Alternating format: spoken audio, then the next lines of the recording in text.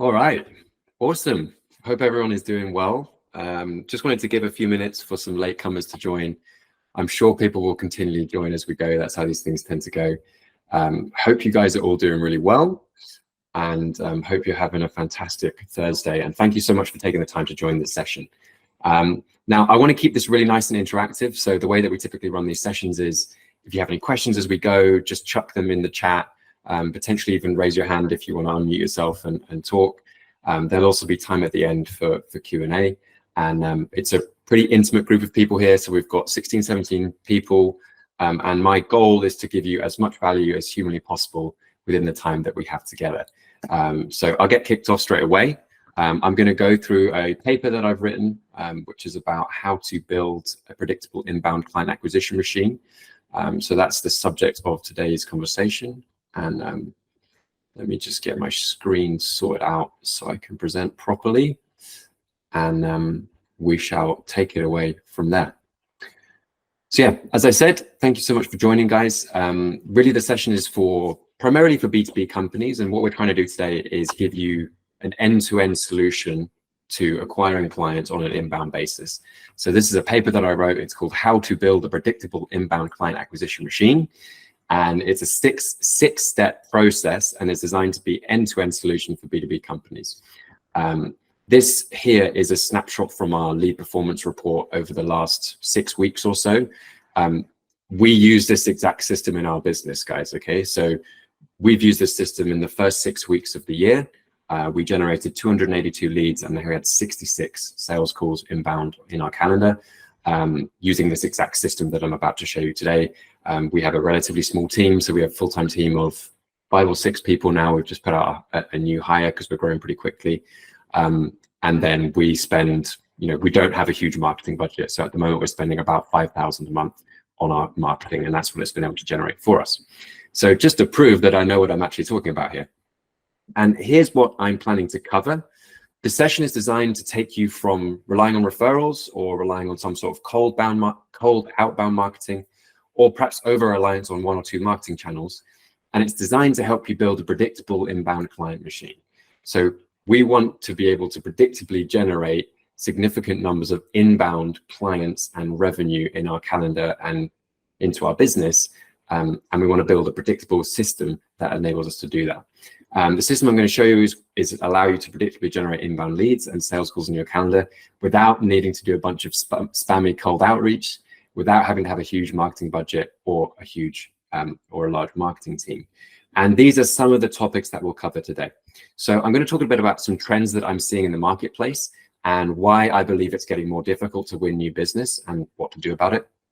I'm also going to go through the 6-step process that you can follow to build your very own client acquisition machine. And have your ideal customers come to you rather than feeling like you're constantly chasing after leads and constantly trying to get people to speak to you. I'll give you a detailed walkthrough of the 5 systems that you need to install in your business and how to actually do it in practice. I'll also give you some case studies of companies who have applied this exact model to their businesses and the results that they've been able to achieve. And 5 is only for people who are watching live. I've got a special giveaway that I'm going to give away at the end of this session. And then I'm hoping to have plenty of time for Q&A. And as I said, if you have any questions as we go, either raise your hand or chuck one in the chat. And hopefully John T is paying attention and he can look at some of the questions. And if there are any good ones, please feel free to interrupt me, John T. So that's what we're covering today. I'm really excited to get into this. Hopefully it's going to be really, really valuable for you. And hopefully you can get a lot out of this. So I don't know about you, but you've probably noticed that acquiring new customers is getting a bit challenging right now. The world in general is very noisy. People are bombarded all day with advertising. I think cold outreach is getting harder and harder to do at an effective level.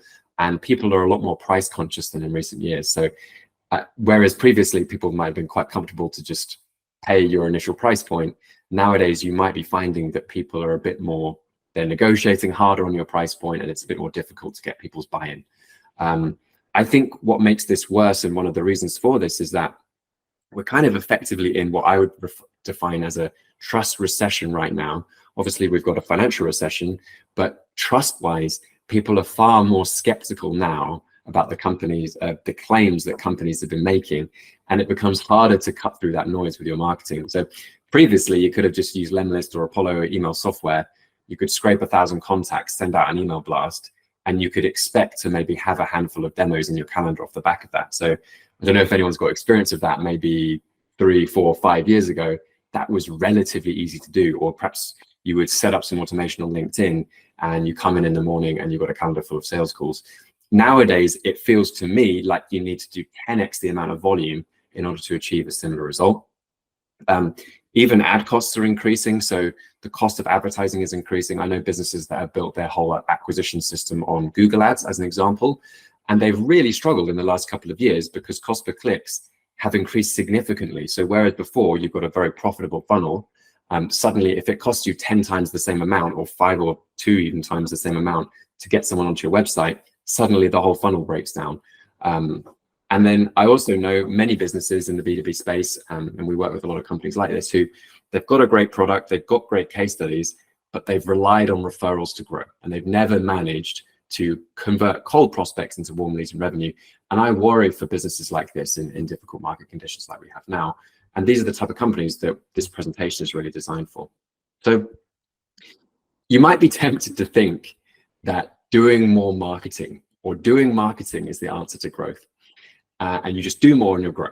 So you go out and you might hire a PPC agency, you might hire a content agency, or you might hire some more SDRs or a business development rep or whatever you want to call it. And in my experience, this never works. It can be frustrating, it can be time consuming, it can also be really expensive. So I don't know if anyone on the call can relate to that feeling of what I usually talk about as doing marketing and not growing. Basically what it means is you're hopping from marketing channel to channel, you're spending time, energy, and money on marketing, but it's not really bringing you the growth. And I know the reason for that from my experience. It's because you're not actually looking for marketing, you're looking for growth. And marketing is not the same as growth, okay? So marketing is a piece of the puzzle. Marketing channels are a great way of getting traffic and attention to your core market message. It's a piece of the puzzle, but it's not the whole picture.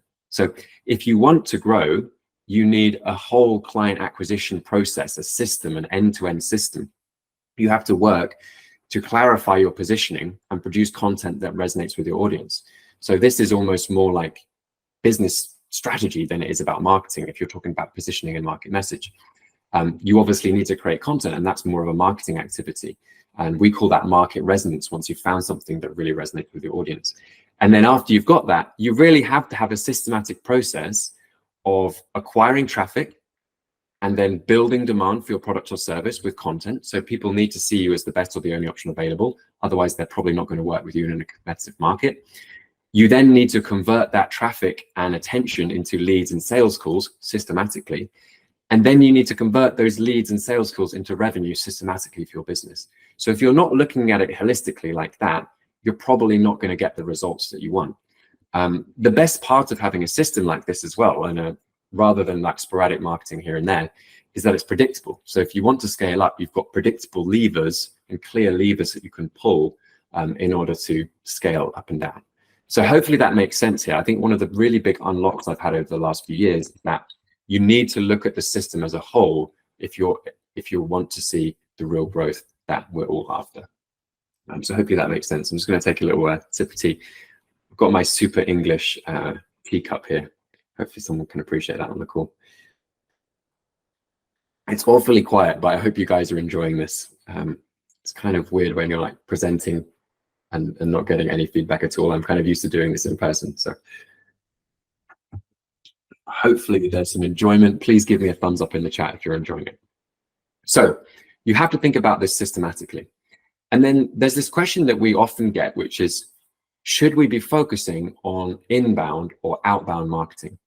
And the reality is that they both work. So the key to determining which you should choose is which is best suited for your business. So I know which I prefer. And in our business, I would much rather people see us as the experts in our space and come to us when they have the problem that they feel we can solve, rather than us reaching out to people and trying to convince them to work with us. So in marketing, and us marketing nerds, we call this building demand for our product or service. So this is where people see us as the best or the only option available, and they come to us when they think we can solve their problems.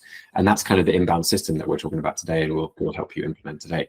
I'd also rather just not have too many sales calls in my calendar than is necessary, right? So I would rather have less calls, but convert them at a higher percentage. And that's my experience with inbound. Is once I switched to inbound, I found that one inbound sales call from someone who's watched some of my content and really understands the context of who I am or who my business is probably worth like 4 to 10 calls with people who actually don't know who I am or what I do or what I'm talking about. And I honestly believe that an inbound sales call isn't really a sales call. It's more like a consultation. So picture this, guys, like in your ideal customer profile, picture that person. Imagine if they come across you online in one way or another, they check out a few hours of your content, they book a time to speak with you, and then compare that to a call that's been booked from a cold email or a cold DM, and the difference in what that conversation looks like in practice. And I know this from experience. I get lots of people who jump on calls with me or jump on calls with some of my team members, and they say, you know, I feel like I already know you guys because I've watched hours of your content already. And that's really where you want to get to. And it really flips the conversation around entirely from you trying to sell something to someone to, well, you've come to us, we're the experts, and why should we work with you?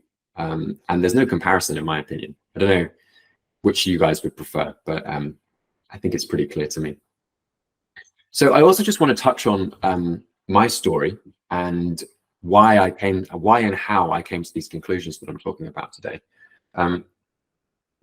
I've been in B2B sales and marketing for over 10 years now. My most recent full-time role, I was Director of Business Development. You can think of this as a head of growth role for a company called PGC. This is a little snapshot. You can see looking very young, naive, and clean shaven in that picture. My role at PGC was I was responsible for growth effectively. So we had a small sales team, a small marketing team, and really proud that as a team, whilst I was in this role, we managed to have record-breaking years back to back, both in terms of client acquisition. So we signed more clients than we ever signed in a single year, both years back to back, and also total revenue. So we generated more revenue than we'd ever generated in a single year, both years back to back. We actually crossed $100 million in turnover, which had been a goal of the leadership team for some time. And I now know why that was possible. And it was basically using the system that I'm talking about today. At the time, I didn't have the words to describe it. And now I do, which is a good place to be.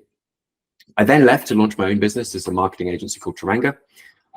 This is our logo. I made this in Canva. It's like classic guerrilla entrepreneurship there. So that's our logo, which has since been updated now that we have a proper creative director. And we very deliberately positioned ourselves as an SEO only agency. So when I launched Turanga, the reason for this is that this is one of the channels that we'd seen really great success with PGC. And I knew that other businesses would want the same thing. So we grew very quickly after we launched. We hit 40 to 50K a month within 4 months of our public launch. We went from just having me to then having a team of 8 full-time team members by the end of our first full year in business. And Turanga now has a team of 14 people and continues to go to strength as kind of a boutique agency with a roster of maybe 20 to 30 clients. But I started to notice a problem, okay?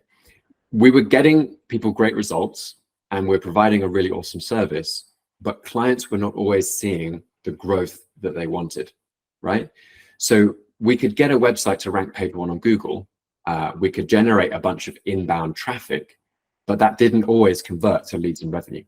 And I started to notice that the businesses that we were working with, they had some problems with their positioning and it wasn't really clear who they could help or how they could help them.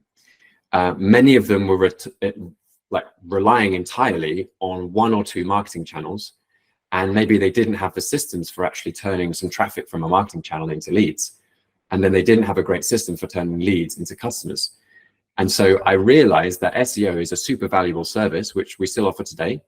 But many businesses need more than just SEO or just marketing if they want to achieve growth. And so people were coming to us asking for SEO, but they actually wanted growth. And you know, marketing or SEO or whatever we call it, it might be a piece of your growth puzzle, but it's not the whole picture. And so what I had realized is that the rapid growth we had achieved as a business, both at PGC and at Turanga, was in part due to marketing, but much of it was how we positioned ourselves as a business in a very crowded market. And also we had a very simple customer acquisition system that just predictably generated us inbound clients. And so the growth was entirely based on inbound leads and inbound revenue. And this is the same during my time at PGC. People were coming to us because they saw us as the experts. They saw us as like the go-to option in the marketplace. And that was how we were able to effortlessly achieve the growth we wanted. I've put sort of in there because obviously nothing in business is truly effortless. But this is how you are able to achieve the growth you want, with people coming to you and seeing you as the expert. And I just felt that we could take this system that we've used in our businesses and we could teach it to other companies that were in a similar position to us. And that's why we launched B2B. We launched about 18 months ago as a holistic solution to growth. We partner with firms and we help them grow by building custom end-to-end predictable inbound client acquisition machines. And it turns out that people really want this.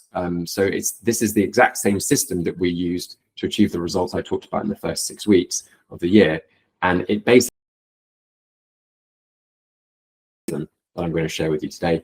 And FYI, if you do want to follow along with our journey, we're actually building the business in public. So you can see all of our growth strategies, all of our numbers and everything. You can follow along here. So that's a bit of the context. And now I want to actually unpack what the machine looks like in practice and what the steps are to this acquisition machine. Does anyone have any questions at the moment that we can cover quickly before that?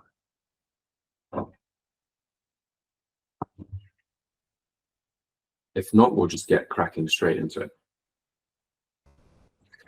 Beautiful. Okay. So this is the system. Anyone that knows me knows that I love a Figma diagram. And I'm going to walk through this in detail in a moment and show you all the different steps. But what I first want to do is take a step back and give you like the overview of the 6 steps that you need to take. So here are the 6 steps. Step 1 is about positioning and discovery. So this is the first step of the process. Kind of as I referred to before, you have to get very, very clear on who you can help and how you can help them. So your who and your how, that's how I refer to this. Who can you help? How can you help them? And also, why are you uniquely placed or positioned to be able to help those people? Without this, the rest of the system is not going to work. So this involves a pretty deep dive and discovery into your business and how you should position yourselves. Secondly, you need to pick some traffic systems, primary traffic systems. So these are the systems that you will use to get the attention of people who haven't heard of you yet. Another way to think about this is marketing channels. So typically we need to pick 1 or 2 primary channels. Thirdly, we also need a system for retargeting, okay? So we're spending time, energy, money, and resources to get people's attention with our primary traffic channels. And we want to make sure that they never forget about us. Like if someone comes to our website, for example, or if someone visits our company page on LinkedIn, we need to make sure they don't forget about us, because in the B2B marketplace, people need at least 5 to 10 touch points, if not more, before making a buying decision. So it's very rare for someone to come to your website and buy right away. Far more likely, they see you 5, 10, 15, 20 times over a course of 3 to 6 months, and then they decide to reach out. So if you're not doing retargeting, I urge you, start doing retargeting today, because if not, you're literally pouring your marketing spend down the drain. And this is where the retargeting system comes into place. The next thing that you probably need as a business is something that we refer to as the demand gen content engine or content machine. So in 2024, you kind of need an audience as a personal brand and as a business if you want to be seen as the go-to expert in your space. You don't need a huge audience, but you just need people who care about what you have to say. And you do that by building demand and this is how you build demand and generate inbound interest for your product or service. So we do this using a simple system of creating an almost unlimited supply of thought leadership, demand generating content with a small time commitment from you per month. And that content will then be shared across multiple platforms. And I'll show you how to do that today. Fifth thing you need is, now that we're getting a lot of traffic and attention from all of those systems we've mentioned above, we need a way to systematically turn that into leads and consultations. So people who are potentially interested in working with you, we need to convert them into leads and consultations. And then finally, the final piece of the puzzle is we now have a consistent number of leads and consultations. How do we convert those into actual revenue, real revenue that is coming into our business? And so those are basically the 6 steps of the process. Hopefully that's simple enough and makes sense to you guys. And if so, what I'm going to do is actually jump into the Figma and walk you through it in practice.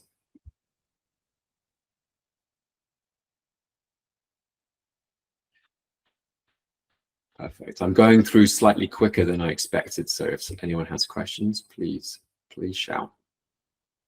And like I said, I've got a free handout at the end of this, which will help you get kickstarted with the process. So make sure you stick around. Okay, dokes. So I'll start with the core principles of what we're talking about here, and then I'll move into the system itself and how it all works in practice. So these are the core principles here, and what the system is designed to do, like I said at the start, is to take you from relying on referrals, relying on cold outbound, and or being over-reliant on one or two marketing channels, and help you build a predictable inbound client acquisition machine. And these are the core principles that we follow. So you have to build a holistic system, so it has to be end-to-end rather than doing marketing in isolation. Secondly, we need to focus on finding market resonance. So this is the way of communicating your offering that connects with your audience and drives interest in your product or service. And this is the real key to growth, is finding market resonance in our experience. And the way to do this, the only way to do this, is through continual testing and constant refinement of the system. And that's sort of the beauty of seeing this in a system, is you can always tweak all of the elements of the system to improve the throughput overall. So like if we think about this almost like an engineering problem where we need to get as much throughput as possible, and we tweak each part of the process, that's where you start to see really great results over time. And then the final thing is, people talk about demand gen versus lead gen. In my opinion, the best results come from doing both, okay? So you need to build demand for your product or service, and you do that by positioning yourself as the best or the only option available. But you also need a good way of converting that audience and that traffic into leads. So how do you efficiently turn traffic and interest into leads and consultations? And if you can do both of these things really well, then you're going to have basically an unlimited supply of inbound leads and inbound revenue for your business. So those are the core principles. Now, this is the process itself. We basically have a 6-step journey, as I talked about, and that involves 5 systems that we need to implement into the business, and also an initial discovery and positioning phase.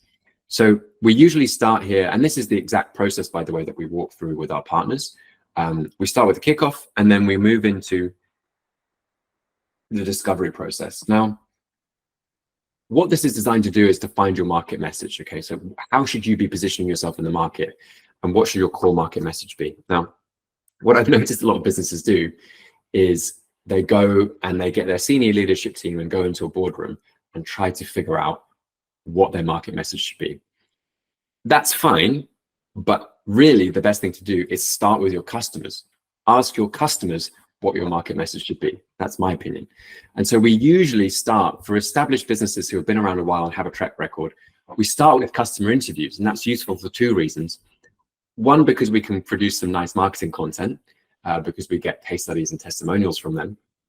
But secondly, and probably more importantly, we get to go on a discovery process. So we get to see, okay, how do they talk about the problem that we solve? How do they talk about the challenges they were experiencing before working with us? What words do they use to describe our service? And it's often different from what we think, to be honest with you. So it's a really useful process. We then go through something we call the product market fit hypothesis and kind of build out a go-to-market strategy. That's an exercise that we go through together. And that's, spoiler alert, that's what the handout is today. I'm going to give you all of the tools to actually build your own system yourself, in the form of a worksheet So more on that later today. Whilst we're doing that, we need to obviously set up our CRM, get access to all the tools, and set up reporting dashboards and stuff like that. Less important for this process here. So by the end of phase 1, we've gone through discovery and we know how to position ourselves. And again, we'll help you how to do that, with the handout that's coming later today. Now we can start installing some of the systems. This is the fun part now. Okay, so we need a primary traffic system. We need a couple of primary routes for getting traffic and getting attention to our business. Now, these are the core ones that most B2B businesses will look at today. So you've got LinkedIn ads, which I'm a huge proponent of, as you probably know if you're on this call. You've got organic content on LinkedIn, which is also a really good option. And then most other B2B businesses, their other primary channels are going to be Google search, both on a paid perspective, so PPC, but also Google search on an organic perspective as well. So more of an SEO approach. And then obviously you've got other social platforms as well for social ads and social content. So I haven't listed all of them out here, but the obvious ones are going to be Facebook, Instagram, Meta, maybe even TikTok, depending on your business. The key though is you need to pick one or two that suit you and your business. And to be honest, it doesn't really matter that much where you're getting the traffic from, so long as you're getting it efficiently. Now, where we will get a lot more yield from our whole process is looking at retargeting. And I referred to this earlier on in the call. Really, really important and low-hanging fruit that a lot of businesses are not tapping into right now is retargeting. So let's say, for the sake of argument, we're spending money on LinkedIn ads and we're also spending money on paid ads on Google search, so PPC ads. So we're spending time, energy, and money to get people to our website. Once they hit our website, we need to make sure they don't forget about us. So we can set up some really simple and low-cost retargeting that's going to consistently promote our message in front of these people. So LinkedIn retargeting is a really good way to do that. So anyone who's visited your website, anyone who's visited your company page, and whichever other metrics you want to kind of assign to that audience, you can retarget consistently with your content. So important, just to drive this point home. In B2B, very few people are going to hit your website and then convert right away. Far more likely, they need to see you for the next 3 months, the next 6 months, and see your market message over and over. And if you're not retargeting them, then they're going to forget about you. And that's just the reality. You can also do this with Google Display or Google Ads. And then there's obviously a bunch of other social platforms as well. You might want to do this on Instagram, you might want to do it on YouTube, et cetera, et cetera.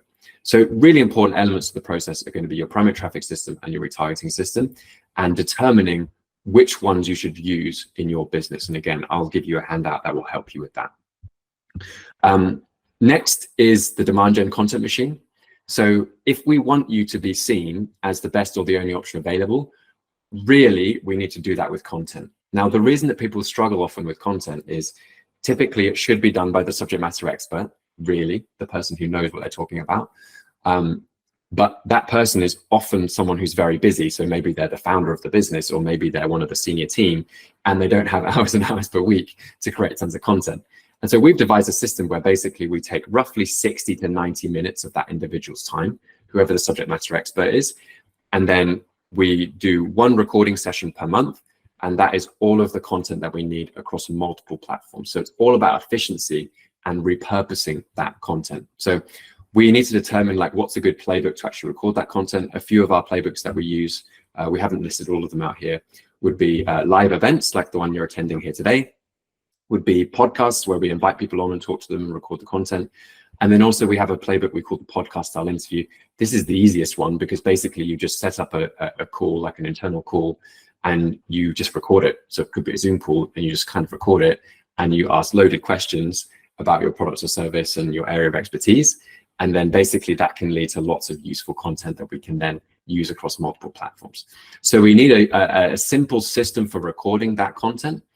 And then you need to have a system for actually editing and distributing the content as well. So once you've got, let's say you've got a podcast style interview, you've got a podcast, okay, that's a long form piece of content. Well, what I'd advise you guys to do is not just post that long form piece of content somewhere and forget about it. If you've got a 45, 60-minute podcast, that can be probably 10 to 15 short form clips. That can be a long form video clip. That can be a long form audio clip. That can probably be a blog post or something on your website. And it can probably be sent out in an email newsletter as well. Okay. So we have to be strategic about how we use our time. And this, by the way, is the exact strategy that we use in our business. Okay. So just yesterday, I jumped on a call with Stacey, our creative director, and we did a podcast style interview. She asked me a bunch of questions. That will then be edited and distributed over the next few weeks and months. It will go on YouTube, LinkedIn. It'll go on YouTube, probably be sent out to our email newsletter, and probably it will be shared on other social platforms as well. And that's literally 45 minutes of my time. So 60 to 90 minutes, City is all that you need, sometimes less. The podcast we recorded yesterday was probably 45 minutes or less long. Obviously, you have to have something good to talk about. So you have to actually know your stuff and be able to provide valuable insight. But what we tend to find is that most businesses have one or two, or maybe three or four actual genuine subject matter experts within the business. And so actually, you don't need to pre-plan that much because they actually know what they're talking about. And then it comes across as quite authentic in the content that you end up producing. So what you tend to find is that, okay, we've now positioned ourselves really well. We have a clear understanding of who we're going after, how we can help them, and what our market message should be. We've got a systematic way of getting traffic to that message. We've got a systematic way of retargeting people who express some interest in the message initially. And then we also have a system for producing loads of great thought leadership organic content, which can be posted on multiple platforms. What that's going to lead to is a big audience and traffic. So people who care about your message. Now, what we need now is a way of taking that traffic and converting it into leads and customers, or leads and sales calls. And so this is where our traffic conversion system comes in. We need a system where traffic goes in one end and leads and sales calls come out the other end. Again, there's multiple different playbooks that you can use here, and it will depend on your specific business. And again, we'll give you a handout at the end of this that will help with determining which it should be for yours. So we can use sales letters or kind of landing pages. We can use VSLs, which is a video sales letter. So we can set up a piece of video content which essentially captures the essence of your product or service and logically walks people through an argument where the endpoint is to potentially be interested in working with you. Case studies are a really important piece of marketing content, or marketing assets, we call them, that you can use to convert cold traffic into potential leads. In the SaaS space, a platform demo works really, really well. Often, our SaaS clients will come to us and they'll say, whenever I get in front of someone and I show them the tool, they're really excited about it and they want to work with us. And if I could just get more people to see the tool, then I probably have more customers. Well, my argument would be, why don't you just record a demo and show it to people before they get on a call with you so that more people can see it.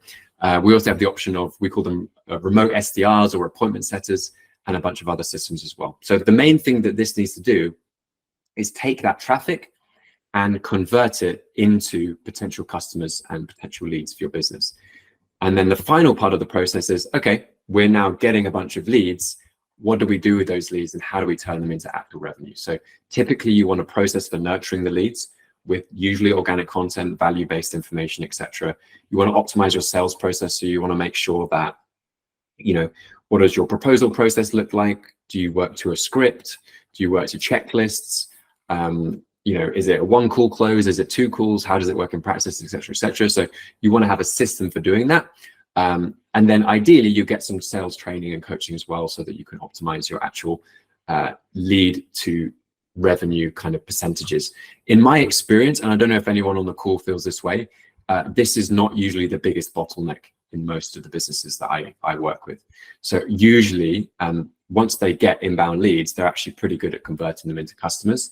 The bits that they struggle with is consistently creating great content and consistently actually getting traffic and leads in the first place. And obviously the positioning piece, but typically the actual sales process is usually a relatively high conversion rate already. So this here is the system. Like I said, you've got one sort of discovery and positioning phase, and then you've got 5 systems that you need to install into the business. And in a moment, like I said, I'll give you a handout that you can use to basically determine which those systems should be in your particular business. I'll take a quick pause now. Is there any questions to cover off before moving forward? I know I've covered through a lot of information there. Yeah, we've got one question from Sushil. Apologize if I'm not pronouncing that correctly, but he's basically asking, how do you sort of go about troubleshooting or selecting your primary traffic source from the different options? Yeah, it's a great question. And like I said, it's different for each different business. So it's very hard for me to give you like a blanket answer now. And it will depend on, the competitiveness of your market, how mature your market is, and so on and so forth. Like I said, there's going to be a handout later, which basically will contain all that information. So we can help you actually determine which the channels should be. So hopefully that's going to be helpful. Great. There's no other unanswered questions at this point. Perfect. unless anyone else wants to shoot. Yeah, feel free to unmute yourself and jump in as well. Like, we're a relatively small group, so don't be shy. I prefer keeping these quite informal if possible. Yeah, David, just one question. It's Chris here. Have you Hi, noticed Chris. anything different about, bearing in mind you were doing stuff in the US, is there a difference between how you do this in, say, the UK market as opposed to the US market? That's a really interesting question. Yeah, good to see you, by the way. I don't think there is really. Yeah. It's, you know, this is obviously a high level system. And like I said, it will be different for different businesses, right? So in some businesses, you might want to gravitate towards LinkedIn ads and like a LinkedIn organic perspective. You might use different traffic conversion systems and so on. I think probably the main thing that's slightly different in the US market would be the sales process. Generally, my experience is that people in the US are much more just happy to like jump in and buy something. Whereas in the UK, we tend to be a bit more tight and kind of we want to do a bunch of due diligence first and stuff. So I think the sales process can be a little bit more to the point and usually a shorter sales cycle. But in general, it's going to be the very same kind of, the end-to-end system needs to be quite similar. Okay, thank you. David, quick question for me. Mm. Apologies, I didn't. I think the previous gentleman was still saying something. No, go for it. I think Okay, he was just saying thank you. Just what's your opinion? I mean, we have a product we target the CIO role, the Chief Information Officer, and they don't tend to, while they are mostly on LinkedIn, they don't rely a lot or they don't spend a lot of time reading content, whether it's directly on LinkedIn or anywhere else. They are in a privileged position where they're spoon-fed this kind of information by the Accentures and the Ernst & Youngs of the world. So your process, has a key component there about content and using that content to drive leads. If the ideal customer profile, like in our case, doesn't actually spend a lot of time reading content or on these social media platforms, what's your thoughts on it? Like, is it cold email marketing, or what do we do? It's a great question. I mean, I would probably push back on the assumption that they don't consume content. I don't know if anyone in 2024 doesn't consume content. Like, they must be listening to podcasts. They probably read books. Yeah, even if they're not watching YouTube videos, they probably consume content in one way or another, would be my argument. That being said, if they're really not consuming content in any way, you probably do just need a more direct approach to them. So whether that's LinkedIn ads, where it's just targeting specifically to the pain point, or whether it's Google search, where they're searching for a problem and you're solving that problem for them, that's more of a sort of direct approach to it rather than trying to sort of go the roundabout route with the content. But what I've noticed is that the key is tying everything all together. So you're not necessarily relying on the content to convert people right away, but this is like a piece of the puzzle. And where it works well is having everything all together, because you're getting your traffic and then you're retargeting the traffic, but then the content usually serves to sort of nurture people over time. And I don't know what the problem is that you're solving, but typically what happens is, we actually have a lot less control over like when someone's ready to buy than we think. And so what we really want is when they are ready to buy, we want our business to be seen as the obvious option. So we might have acquired those eyeballs initially via Google search paid, as an example, but the likelihood is that we'll nurture them with content over time. And then it might be 3 months, it might be 6 months, it might be 12 months before they actually convert, maybe. And that's kind of one of the core principles here, is that it's actually a very small percentage of your marketplace who are buying right now. Generally, it's maybe 1%, maybe 3%, maybe as much as 5%, depending on what you're doing. And so the key is, how do we market to the entire marketplace, the whole 100% of your total addressable market, so that when they are ready to buy, they come to you. So a few thoughts there. I don't know if that's useful. No, I totally agree. I didn't mean that CIOs don't consume content. It's just you had mentioned earlier that we need to generate enough content to position ourselves as the go-to subject matter expert, and that takes some amount of words, some amount of page space. Most CIOs don't have the time to go through all that in order to then say, okay, this is like a go-to company. They are a bit more. There's just too many companies fighting for their eyeballs, so that is the point it's making. Yeah, I take what you're saying, and I think the key is basically the key is creating good content. I mean, we do marketing and growth. There's a lot of people who are creating marketing and growth content, right? But that hasn't stopped me generating quite a large following across multiple platforms. Obviously, all you guys are here today. There's lots of people who talk about marketing and growth. The reason that you guys are here is that I probably have, or we as a business have a unique angle that interested you and kind of caused you to give up your valuable time to spend it here today. So I think that's the key, is determining where are people hanging out. So these CIOs, where are they hanging out? Is it LinkedIn? Maybe it's Twitter, and then producing the content around them specifically, the problems that they have and the solutions that need to be brought to those individuals. But the key is you have to be a genuine subject matter expert, because you have to actually have some answers to their problems and be credible. So if you don't, it doesn't matter if you're creating the content on YouTube or Twitter or anywhere. It's not going to have the resonance that you want. Good question, though. Thank you. Awesome. Okay. What I'm going to do is I'm going to jump back into the presentation here. How do I do this? Jump back into the presentation, and I want to give you some examples of businesses who have actually applied this methodology and applied this system to their business. So the first example I want to give is a company called Cyplasma. This is a snapshot from the sales letter that we wrote for them. Very unique niche business. They sell plasma cleaning solutions in the manufacturing industry. And before applying this system, they were relying on referrals, essentially. They didn't really have a marketing strategy.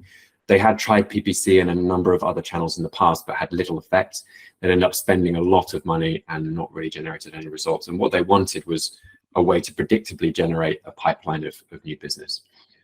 After applying this system, they are generating a significant number of inbound inquiries every month on a very predictable basis. They're winning some really big deals. So the benefit of what they do is that a customer might be worth 300 to 500K in the first year or two of working with them. But over a 5 to 10 year period, and a lot of their clients stay with them for a long time, each customer is worth millions of pounds to them. So they're winning some really big deals. It's much more about quality over quantity. And they've got a full pipeline of business. So they don't have to worry about where their next deal is coming from, because they've got a full pipeline of people who want to work with them and are coming inbound to work with them. And how we actually did that in practice is we went through the positioning, as we always do. We went through the product market fit hypothesis. We created some traffic conversion systems. This was around a sales letter, which basically became the homepage of their website, and also helping them to write up case studies. Their primary traffic sources are Google. So they're using SEO, and they're also using Google Search Paid. And that's having a really good effect of sort of just dominating the search engine. And then we're retargeting using LinkedIn ads, a small amount of spend on LinkedIn ads. These are some snapshots of the leads that they're generating at the moment. Another example is a business called the Ops Crowd. This is an interview that I conducted with Charlotte a few months ago. And before this system, they were struggling to consistently generate leads and sales calls for their business. So they were working on lots of different projects at a time. They didn't really have clarity on the market message and positioning. And it kind of led to this feast or famine, I should say feast or famine, cycle in their pipeline, which meant sometimes when it was a bit of a quiet month, it led them to take on clients that they probably shouldn't have. And then that caused even more problems, because then you're working on projects that you shouldn't, and the clients are painful, and so on and so forth. After the system, they had a 300% increase in their monthly revenue within a few months, which is awesome. They had a calendar full of inbound sales calls. There's a quote from the interview where Charlotte says, "We have so many inbound leads, we can't take them all," which is obviously a great place to be. They're booked up months in advance with the projects that they have. Because they had such an increase in demand, we were able to look at their pricing strategy, and we ended up allowing them to charge significantly more than before as well. And they're not worrying about where their next deal is coming from. Very similar process with them. So we went through a discovery and positioning exercise. We created a traffic conversion system for them, which was a sales letter and a bunch of case studies. Their primary traffic sources are LinkedIn organic. They've done some outbound on LinkedIn as well, interestingly, which is a little unusual for our clients. They've also used Upwork. And then we also help them work on their lead conversion system, so their sales system, their pricing strategy, which led to a significant price increase overall. Finally, a couple more examples. I want to give you an example of our own business. So Triangle Digital Marketing, which is our kind of sister brand, our agency. Like I said, we went from 0 to 40 to 50K a month in the first 4 months, 0 to 8 full-time team members, boutique agency serving 20 to 30 clients at a time. And this is our current system in that business. So we use Google Search Organic as a traffic source. We use LinkedIn ads as a traffic source. And we also use Upwork to pick up the occasional client as well. And I should have listed LinkedIn Organic here as well, actually. And most of our retargeting is done using LinkedIn ads. And then the system that we use to convert traffic into leads and appointments is video sales letters. And we also have a remote SDR who helps us with some appointment setting. And then the conversion system is a very simple sort of sales consultation. And at the moment, we predictably generate between 10 and 25 appointments per month. We're pretty selective about who we work with, so it's not a huge number. And we sign 1 to 3 new clients per month on average, which just keeps us ticking over and growing at a very nice level.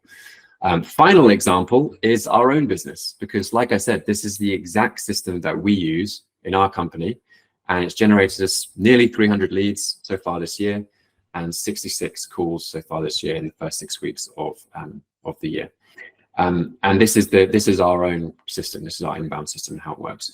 So we're very bullish on LinkedIn, as you can see. We spend about 4 to 5K per month on LinkedIn ads. And we also do a lot of organic content on LinkedIn. So that's our primary source of reaching new people is LinkedIn. We have a bunch of retargeting systems. So we use LinkedIn ads primarily to retarget. We also have our YouTube channel. We also have an email newsletter. And then we record lots of organic content as well. So we do typically podcast style interviews, which is what I talked about before. And then we also use live events like the one that you're seeing today. And you'll probably see a bunch of clips over the next few weeks and months as well. We use a video sales letter as well here in the funnel conversion system and a remote SDR. And then we have email nurturing, and it's kind of a sales consultation. So that's a breakdown of how our system works in practice. And I'd be happy, if you have questions, I'd be happy to go through that in more detail as well.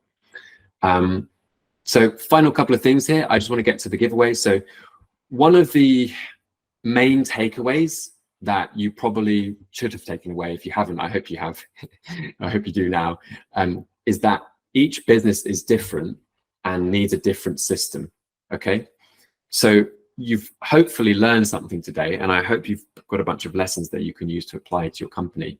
But knowing exactly what systems and channels you use is going to be unique to each individual case. And there's already been a couple of questions on that today.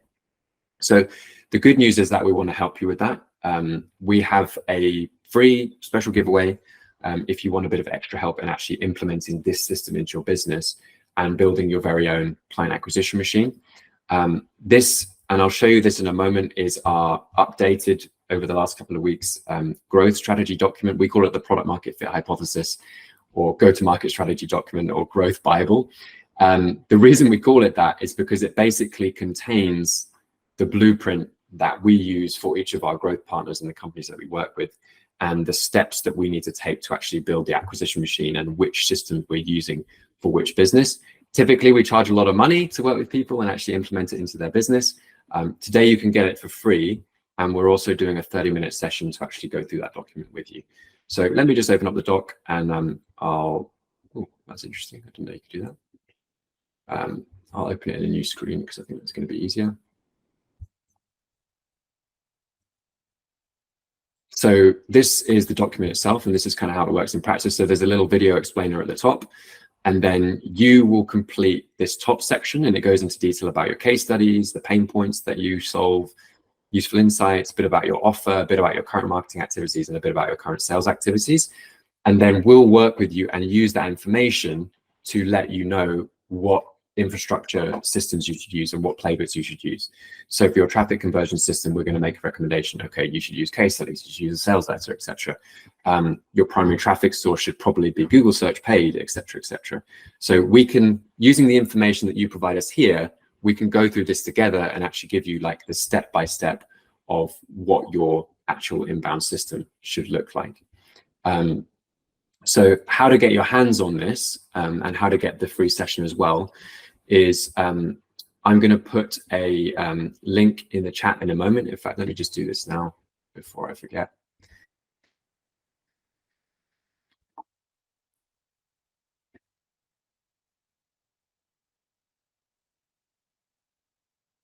So there's the link. Hopefully that worked. Cool. So that's the link. So how it works in practice is book a quick call. That's a 30-minute call using that link. That will be with either me or one of our trained team members, depending on availability. And then we'll send you out a WhatsApp message with the document. We tried to do this via email previously, and sometimes it doesn't work. So we're going to send it via WhatsApp. Make a copy of that document and start filling it out. And then what we'll do is we'll use that call to discuss your business, your goals, challenges, and diagnose any of your growth bottlenecks. We'll go through the document itself, and we can start completing that second half so that you know what systems you should implement into your business. And then the idea is you leave that meeting with a really clear understanding of what the next steps are to grow your business. So just a note that the slots are quite limited. They're not unlimited. So give one. What trying to say? So grab one now if you're interested in getting the document and getting the giveaway. If you're not seeing any availability on the calendar, it's probably because we're fully booked. So just come back in a day or two, make a note of the link, come back in a day or two, and try again. So hopefully that makes sense. If you want to get our help to actually implement this system into your business, we're offering to do that for free, and just book a call via the link in the chat. So that's everything that I wanted to cover today. And just want to finish with questions and answers. We've got a few minutes now. I'm happy to run a little bit over as well. Thank you so much for listening. And let's take the time to go over any questions from the group. And I promise you, you won't be mauled if you have a question. So please either chuck it in the chat or just unmute yourself and say what you want to say. David, thanks for your time today. It's been really interesting content, walking us through it all. One of the questions I have is I work in the recruitment sector, and where our product is fairly specialist, it's quite a saturated market. So even putting thought leadership out for our sector, it's still very, very saturated with lots of great thought leadership. How would you potentially come over that with a strategy? Yeah, I mean, it's a really good question, Ollie, and it is very common. I'm pretty familiar with the recruitment space. I started my career in recruitment, so I did 5 or 6 years in recruitment actually. So pretty familiar with it. And you're right, but it has a lot of similarities to the marketing and growth space, right? So there's lots of people in marketing and growth who are putting out, thought leadership style content. I always think the key with recruitment is being probably as niche as possible. So speaking to quite a niche audience and actually just doubling down on what are the insights that those people need. And you'd be surprised. I mean, I used to be in actuarial recruitment, right? And I'm still connected with a lot of people in that kind of insurance actuarial space. I don't see any recruiters who are following this kind of a system at the moment, of actually all of the pieces together. Yes, some of them are doing some outbound stuff. Some of them are running ads. I don't see many creating thought leadership style content. And so you might be surprised at actually the type of opportunity that you have there. Because you can guarantee that all the other recruiters are doing the things that most recruiters do, which is like outbound messaging, outbound email, etc. And so what you want to do is position yourself as uniquely different so that people come to you, they think of you when they're hiring. So, if you're in the tech sector, you want those tech companies to think of you as the tech recruiter, people that can help them. And we actually have a couple of clients who are recruiters or recruitment companies. And this model has worked quite well for them, especially the more niche they are. It's worked pretty well. Sorry, just on mute. Thank you for that, David. Quick question, just to follow up. So the clients you're working with in the recruitment sector, they're talking about, let's say, for example, they're a tech recruiter and their specialist area is Ruby development. Are they talking about the actual technology they're working with, or are they talking about the recruitment sector as a whole? So the way to think about the content you're creating is the person it's designed for. And this is where the discovery and positioning is so important, right? Because you need to have a clear idea of who you're helping. So you're not helping other recruiters in the recruitment space. You're helping the clients and candidates that you're serving. So your content should be all around the problems that they have and the solutions to those problems and the challenges that you could help them overcome. And so a really useful exercise, just as an example, is just write a list of like, what are all the questions that your clients ask you on a consistent basis? And I would imagine there's like 10 questions that everyone asks you all the time. Like, what's a good salary for this role? How would you recommend we conduct an interview process? Where are the best candidates hanging out at the moment? What are the best platforms at the moment, et cetera, et cetera? Make a list of those questions and answer them with content. And you'll find that people really appreciate that. And then it's like, there's this kind of natural thing where like, if you've helped someone solve their problems, they almost feel indebted to you and feel like they should work with you.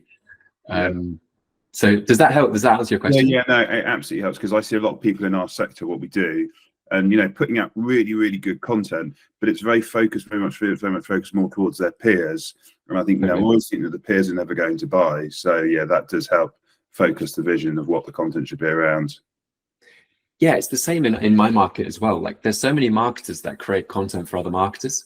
And it's like, it doesn't help you win more business. It might help you get likes and follows and whatnot. Yeah, but you need to solve the problems of the people that you want to work with. Yeah, totally. Thank you, David. No, good question. Thanks for saying thanks. I've got another question here, which is basically asking, when creating demand gen content, does it resonate immediately, or what is sort of the testing process around that? Good question. It usually does resonate quite quickly in our experience. So when I say resonate, that doesn't necessarily mean you're going to get a flood of inbound leads the first time you release any content. But if you genuinely are a thought leader and you genuinely know what you're talking about, then you will have some insights that are useful for the marketplace. And the key is unlocking those with the content.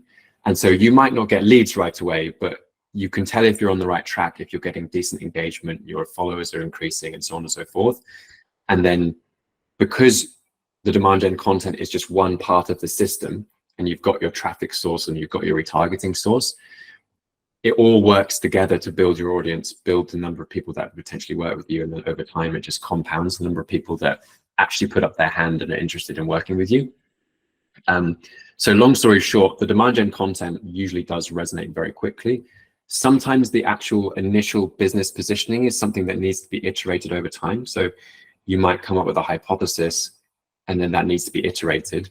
But in general, if you're an established company, you've been around a while, really that's just about how do you get more of your best customers. So that's why the customer interviews are so powerful, because we speak to our favorite customers and we figure out how do we duplicate these? How do we get more of these customers?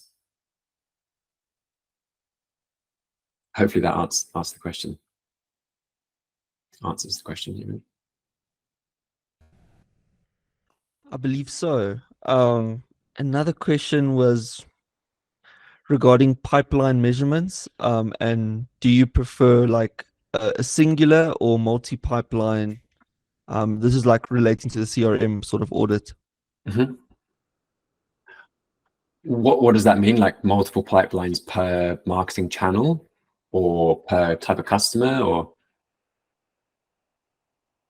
I'm not entirely sure. Maybe, Kier, are you able to unmute and ask your question out loud, or?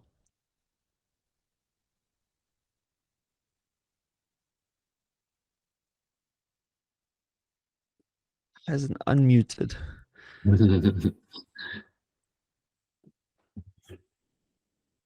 Okay. Well, I can try and answer the question anyway. I mean, for me, it's probably relating to channels, I think, but I'm not entirely sure.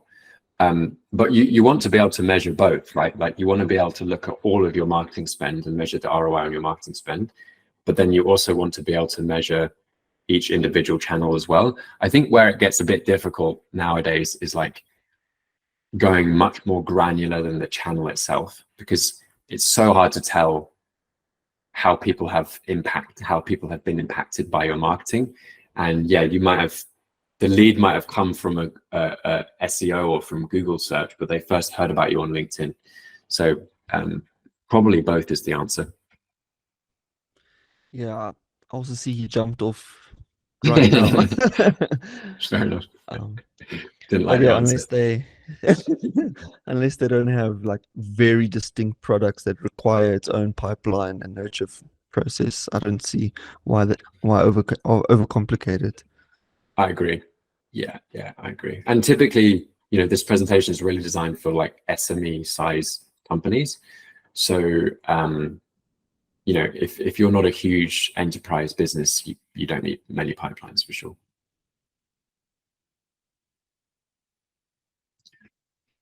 Alrighty. Any final questions? Yes, yeah. Hello, David. Hello. So this is, yeah. So what we do is we are trying to, do some offshoring services, right? And the major problem that we are facing currently is because our clients are in a different geographical location, right? And culture and everything is different. So the problem we're currently facing is trying to connect with the clients on their because we have a different set of thinking, and our language and culture do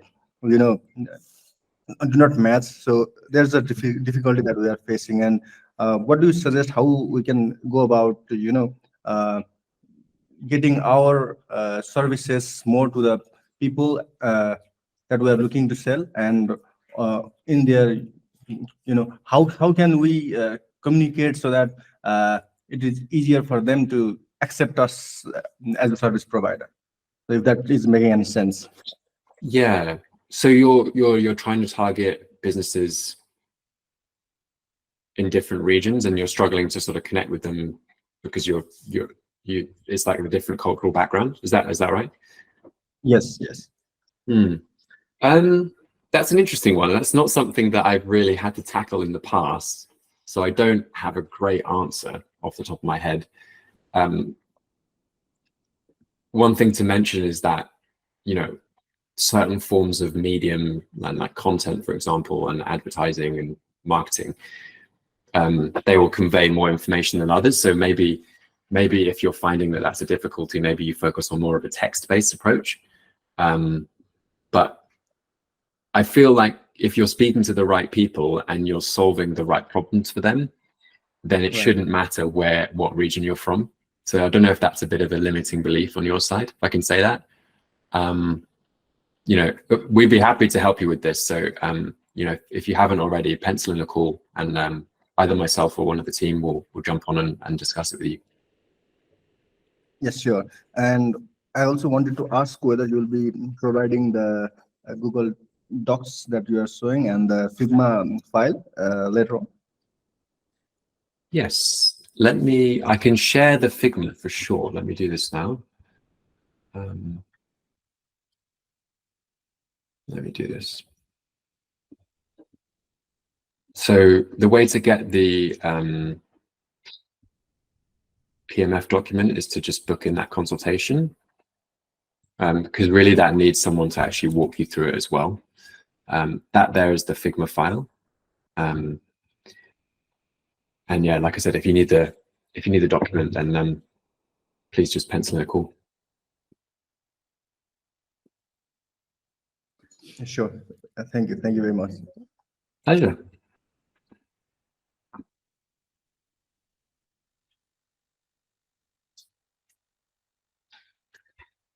Amazing. Well, look, I really appreciate all your time, guys. Thanks for joining the call. Thank you for your questions, and I really hope it was useful. Like I said, if you're interested in getting a bit of extra help, use that link in the chat to pencil a call with us. And if not, see you on the next one, or see you on LinkedIn or wherever. Thanks so much for your time. Have a good one, guys. Thanks.